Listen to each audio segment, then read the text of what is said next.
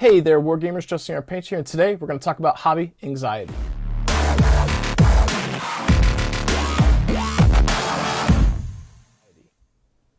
I'd like to welcome you guys back to the channel today. Again, apologize for not having the face cam for intros and outros, but the camera's at work right now. Didn't have it with me to borrow. So today's topic that I would like to discuss is hobby anxiety. I couldn't think of a better way to encapsulate everything I wanted to address, but I think anxiety is a good thing. And I'm going to grab some minis here as visual aid to help talk about a few topics that maybe will resonate with you and maybe will help you maybe understand some of what goes through my brain when I try and paint a thing and some of the anxieties and fears and worries that happen for me. So I've got some decent examples here, and I'll show you. Let's see. Should have had these already out, but I don't. But I think grabbing these makes a lot of sense to show you guys some visual representations. So one of the things that happens for me, oh, this is a good one. I'll grab these. Okay. So when I paint, a few things happen. So I've got this expectation in my head of what it is that I want to do, what it is I want to achieve. And it's difficult when you've got this goal and you don't make it, right? And that can fester and grow, and it can start to add like a kind of a hobby funk and make you not want to paint or hobby. And this guy right here, I've turned him into a success story, but I'll zoom in on him and we'll talk about him. I've talked about him before. We'll talk about him again. And whoops, let's not mount him on that thing. I almost messed up a competition piece that hasn't been entered yet. Hobby anxiety, folks. Big metal models around breakable stuff. So what about this gave me hobby anxiety and stress, fear, worry? So this guy is meant to be blue and red, not dark blue and dark red. He was much brighter. And the story behind him is I used to live stream and I was painting him live. I was painting him, I think it's November. It's the Marine Corps birthday. I was painting him on stream. A buddy of mine mentioned it, and I gave him a blood stripe, right? Because the Marine Corps' dress uniforms, their blue pants have like the red stripe down the side, right? And I thought that was really neat. He was looking really good. I was liking the metallics. And then I tried a new method. And I missed one step with the method for the oil wash and obliterated all of the brightness that I had on the model.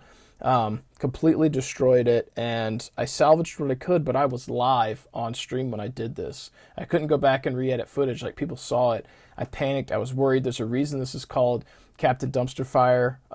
There's a reason why my community rallied and I have a more positive experience with them, but I was so stressed out over it.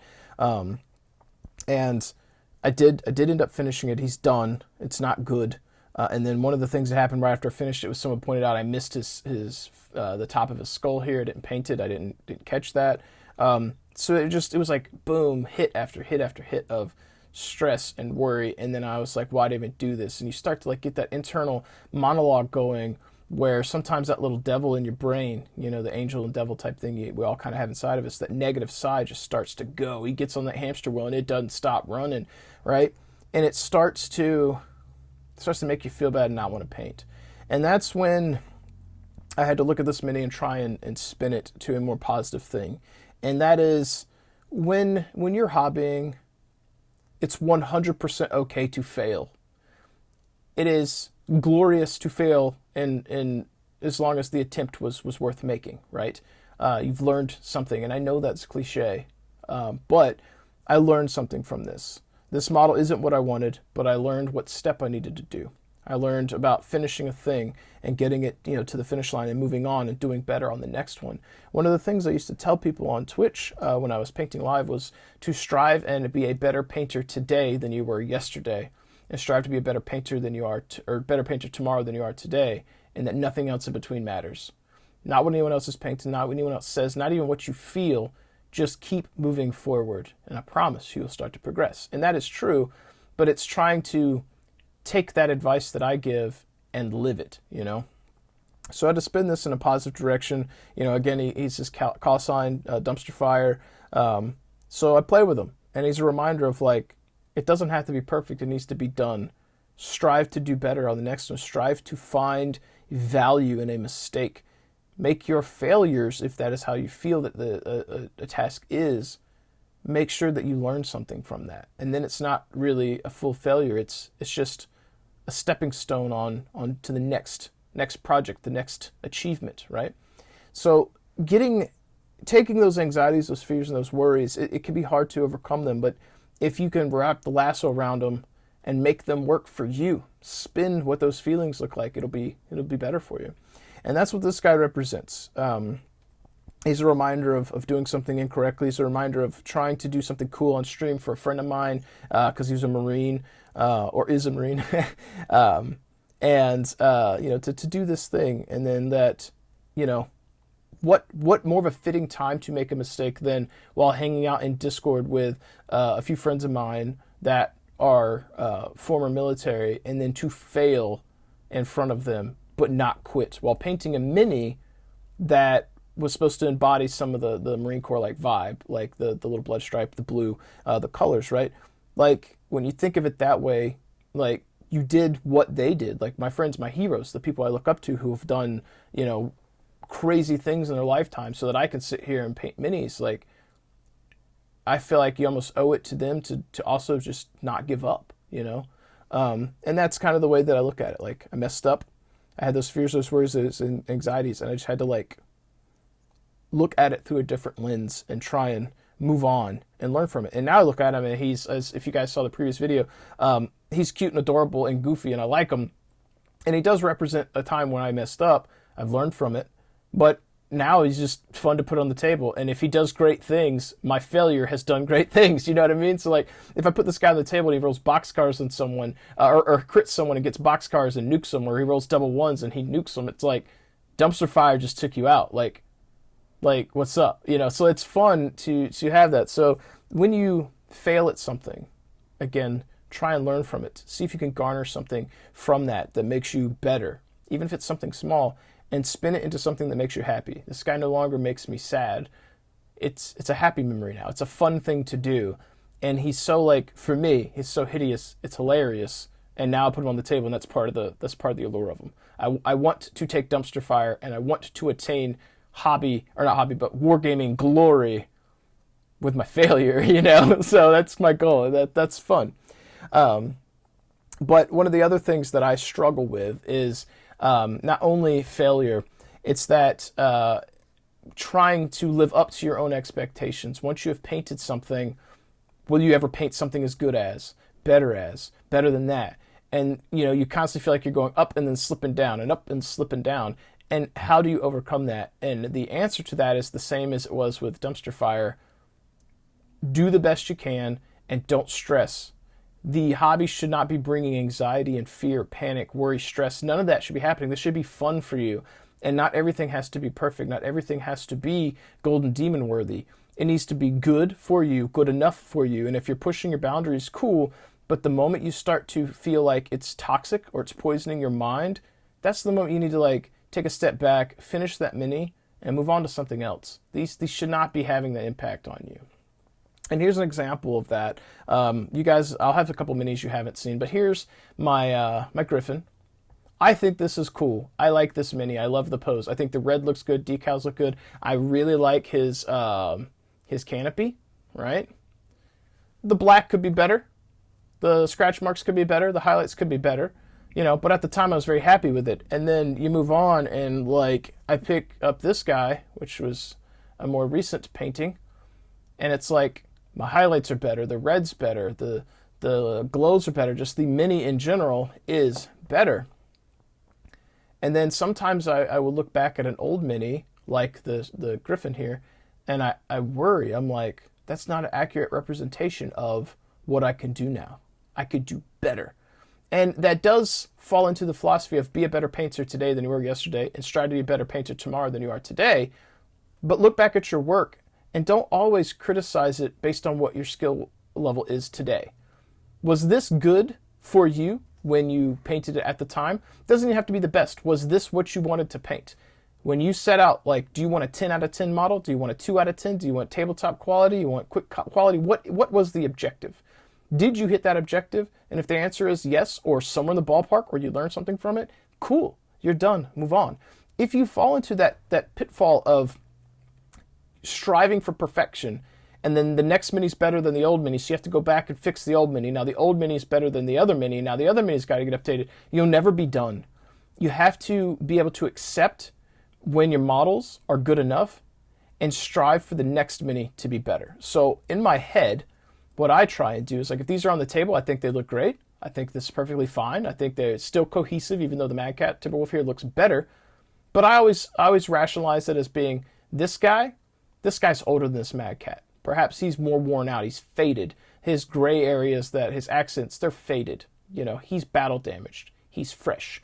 And that helps me with my my mental acceptance of the skill level, because it can be tough. You want your models to be unified, so it can be tough trying to accept that your old stuff's not going to be as good as the new stuff. But you can't get into that quagmire of constantly trying to make sure every mini is perfect, or you'll never be done.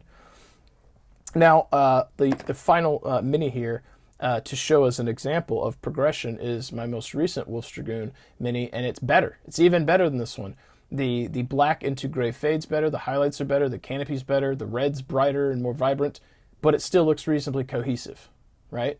But I can't go back and repaint this to match this, and then this one will inevitably be better than this one, and then I'll get back and forth into that. You can't. You just have to finish your minis and move forward. And the thing that I like to do is to paint in batches, so that, you know, when I field that particular group together, they match quality level, but you can see, like, just looking from the top down, the blacks get better, right? And that brings in another bit of an anxiety-inducing panic, though, is that if this is competition level, which is what I was doing, but I need to get to these levels, like quick tabletop or, you know, somewhere in between, can I set aside my desire to strive for this to get one of these? Or if I pick up another Wolf's Dragoon and I want to do this, can I replicate it? And that brings a certain level of inner panic, trying to replicate what I did that I feel is good or the best that I could do at the time. But try not to let that bring you down. Try not to let that hurdle get in the way of you continuing to progress.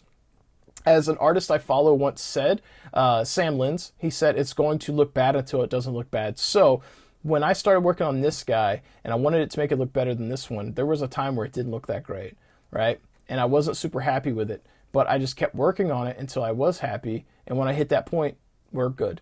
Now, there's a difference between working and then never hitting any area you want to be, and then getting into the quagmire of constant. Like, you have to hit that point where you're like, this is getting toxic, I need to finish it and stop.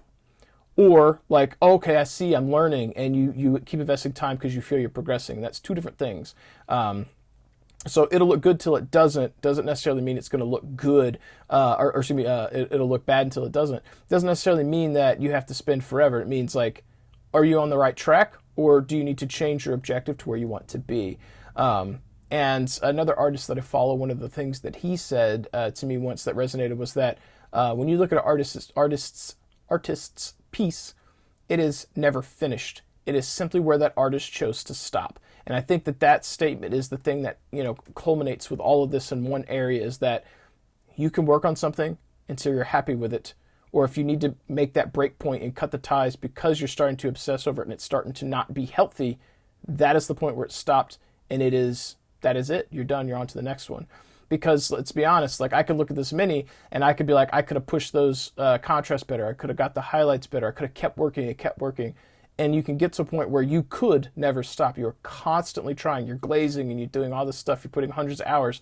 Is that worth it? Is that what you want to be doing? So being able to be honest with yourself and find where it is you want to be, and try to make your painting experience healthy, right?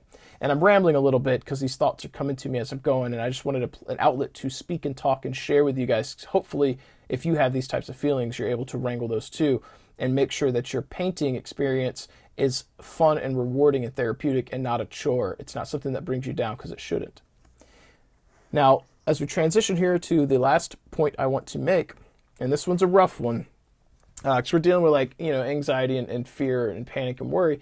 But the last topic here, which we'll use my thunderbolts, has to do with comparing yourself to other people's work, right? So we've got 3 thunderbolts here, and we've got my original one. This is one of the first battle mechs I painted when the Game Armor Combat came out, and it's okay. You can see my blacks on the Wolf Dragoons were better. I mean, this guy's all right. It's not the best thing, but it's okay. I didn't go back and finish, and redo them, right? But then you compare it to this guy, who is another one from my Merc company, and he looks vastly better. The blues are better than the purple was. The black is okay. The black could have been way better, but at the time I wasn't as comfortable with it. Now I've got a little bit more experience under my belt, and that's the thing. Like, I may be getting better at painting black or blue, but I'm still rough at some other colors. So it's all an experience. It's all learning. You're not going to be perfect at it every time you do it. You got to work at it. So like this guy, it got better, right? Now this guy, this isn't mine. It is mine, but it is not my work. A friend of mine painted this from Twitch. This is Teal Sakiri from Twitch. And let's see if okay, you can see it. His blacks look subtle, but still the fades on it are like them. The contrast, I should say, is a little bit better. I really love what he did on the teal colors, right? His canopy is cool, and I'm aware that there's someone probably clicking away that doesn't consider this the cockpit on the Thunderbolt. I'm aware. I know that it's the slit underneath it. I like the jeweling on the top because it gives me an area to put a cool effect. I can't really do the green in that slit. There's not a lot of room. So perhaps the actual cockpit glass is here, and this is just some kind of sensor dome. Use your imagination. I know some people will freak out, but that's what he has done and what I did. But the thing that resonates with me is that I look at this and then I go, shit, can I get blends like this? Can I do that on my minis? And then I start inadvertently comparing to someone else's work, and that's not healthy. It's not good. If you're comparing to someone else's work because you want to strive to do those things, there's some merit to that. But be aware that it's okay if you can't. It's okay if you're striving to replicate or emulate what someone else does and you can't quite achieve it because you're on your own journey, your own path. We're all on our own hobby journey. Some of us are just starting out. Some of us are miles ahead. But you are in your hobby car. You're driving at your hobby speed. And it doesn't much matter if someone's in front of you or behind you. So if you see a car pass you and you're like, yo, that's a nice Corvette. I want to strive to aspire to have a Corvette like that myself. You want to get in that hobby car and start going at that hobby speed. You can work towards that, but don't let looking at someone else's work take away your motivation or make you feel lesser, because those artists started somewhere too. And if you take their work as inspiration and accept the fact that you may or may not achieve the goal that you're after of mimicking it, and just hope that you can learn something and then do better the next one and do better the next one, then you're in a good headspace. But I sometimes look at people's work. One of the guys I follow on Instagram, Arclight Miniatures, sometimes he gets some contrast on minis or some canopy paint jobs or some OSL work where I'm like, shit, dude. And then I start to spiral my mind a little bit trying to think if I could do it. And I have to wrangle myself and tell myself, like, hey, he's practiced this. He's got good at those things. If you want to do those, practice it. But don't defeat yourself. And if you do practice it and you don't do it as well, that's okay. It is okay to fail at a hobby, to fail at a task, so long as you are learning from it and trying to improve. I feel like some people look at art, and I get this all the time. Like, I like using these minis as a reference so that I have something to manipulate and hold while I'm on camera, because I find that to be less boring for you to watch. Hopefully it's less boring. But I don't use this as a time to try and, showcase my work. Like, I hope you like it and it's cool, but I'm not in here trying to like hype myself up and make myself feel good. I'm trying to share with you and hopefully let you learn from my mistakes, the things I've gone through, right? And sometimes when I have engaged with people on Instagram, at the local hobby store, whatnot, they look at my stuff and then they're like, shit, I don't even know why I try, blah, blah, blah, that kind of philosophy. And it's like, well, you can. I promise you, You can paint. You can do these things. And it's not me trying to be patronizing. It's like, there are things that I do on minis that I will spend hours on. Like this guy's canopy, this guy, that's hours of work. It's a stupid amount of time. And there are artists that I know that could probably do that in 20 minutes, right? So what I do and what someone else can do, it's different. And so long as you are willing to practice something, you can learn to do that. As Bob Ross would say, how did he word it? It's not. I think he said talent is an acquired interest or something like that. It's basically, if you want to be good at something, practice something. You know, there are some people who are naturally more inclined to do a thing, but practice that thing. Whether you are naturally gifted at it just right out the gate, or if you want to be good at it and you have to work at it, you will get there.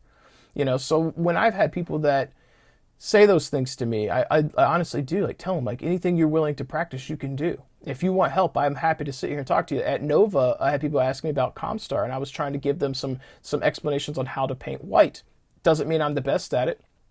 As another artist friend of mine has told me, he said there's never the way, there's always a way. And that means that there's a variety of ways to tackle any task. And the way that I do it may be different than the way that someone else does it. And looking at taking inspiration from others and learning from them, and then adapting your talents or adapting those tools to your talents and making them your own is good. So if I was explaining to you how to paint something and you adapted it and changed that method to suit you, that's good. That's learning. You're making it your own. But please don't look at someone else's work and find a lack of motivation, because I promise you, no matter how good of an artist you are, you can always find someone whose work is better than you, and you can always find someone whose work is not up to the same standard as you. That doesn't mean anything. Your work stands against your own work, and you owe nothing to no one else. They owe nothing to you. And as I'd said previously, so long as you are striving to be a better artist today than you were yesterday, and you strive to be a better artist tomorrow than you are today, that's all that matters. So if you look at someone else's work and you want to learn something from it, don't let it demotivate you. And if you see someone who's posting and they seem like they're struggling and you think you might be able to help, engage with them. Talk to them. It may actually be helpful for them. And one of the things, we'll end on this note, one of the things that I try and do is when I'm sifting through social media and I see artwork, I try to actively seek out artists whose work is pushed down by the algorithm because they're not a big name artist, because they don't have all the accolades. It doesn't mean their work doesn't hold value, you know, just because they're not a big name artist or an award-winning artist. They're still on their hobby journey. And when I look at someone's work, if Dumpster Fire, if you painted one and this was the best model you ever painted, right? And I wanted to look at it, the lens with which I try to look at someone's work is, what is your skill set? How long have you been painting? Is this the first mini you've painted or the 1,000th mini you've painted? How much time did you invest in it? What was your goal? What was your objective? And then I try to form my mental judgment based upon the parameters that you set forth, not parameters that are arbitrary, parameters that are based off of someone else's work or some crazy standard. It's you. You are competing with yourself. And that's the way that I like to look at it. And that's why I like to look at other people's art and give them the likes, give them some attention, because just because you're not that big name artist or the award-winning artist doesn't mean that your work isn't good for your skill set. It doesn't mean that your work isn't good for the amount of time that you've been investing. You're on your hobby journey. You've got your foot on the throttle and you can speed up or slow down and go at a pace that feels good for you. On that note, folks, I'd like to thank you guys for hanging out with me today. Hopefully this did something for you. You enjoyed it. If so, sound off in the comments below. Let me know if you've got any coping mechanisms or stories of your own. If you made it this far, I'm going to assume you might have enjoyed this topic, or you're just ready to rail into me for the things that I have to say. But in either case, hope you enjoyed. Hit that like button, subscribe to the channel. If you're looking to pick up anything Battletech related, make sure you hit up Fortress Miniatures and Games, sponsor of the channel. If you're looking to pick up some paints, check out Monument Hobbies. And if you're looking to support what I do, check out deathraydesigns.com. That being said, thank you guys again for hanging out. Hope you enjoyed this. Make sure you keep rolling those dice, keep painting those models, and I will catch you guys next time.